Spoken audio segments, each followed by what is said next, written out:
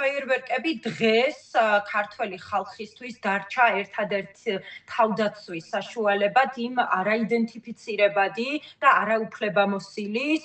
ბრჭყალებში სამართალდამცავი პირებისგან თავის დასაცავად, რომელიც სასიკვდილოდ ასისხლიანებენ და ძვლებში ლეწავენ მოქალაქეებს. თქვენ იცით, რომ არა მხოლოდ რობოკოპები და რაღაცა მათი აქტივი, არამედ ისევე ხელისუფლებისმ მიერ დაქირავებული ეგრეთ წოდებული ტიტუშკები და სხვა კრიმინალური პოლიციის და პატრულის თანამშრომლებიც კი აბსოლუტურად უკანონოდ იქცევიან, უკვე ძალიან ბევრი დღეა, საერთოდ ქვეყანაში მოშლილია ყველანაირი სამართალი და რა ახალ კანონზე გვესაუბრებიან, როდესაც არც ერთი არსებული კანონი არ დაუცვიათ ჯერ და საერთოდ რა ახალ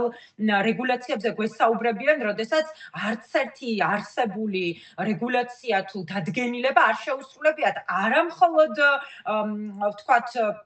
სისხლზე და ადმინისტრაციულზე ვსაუბრობთ აქ, რომელიც ვთქვათ შეკრება მანიფესტაციის თუ დაშლის თუ ჩხრეკის თუ დაკითხვას ეხება, ვთქვათ მოქალაქეების, არამედ საუბარი მაქვს ისევ და ისევ ვთქვათ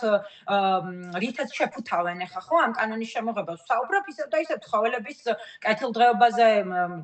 გარემოს დაცვაზე, ეკოლოგიაზე და ასე შემდეგ. ანუ არსებულ კანონებს, რომლებიც უწერიათ, ამას არასრულებენ და ახლა ახალ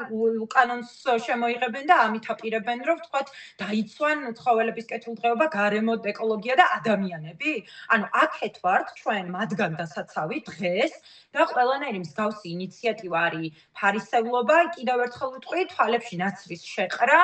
კიდევ ერთი ტყუილი, კიდევ ერთი მანიპულაცია, კიდევ ერთი რეპრესიის ფორმა, კიდევ ერთი დაშინების და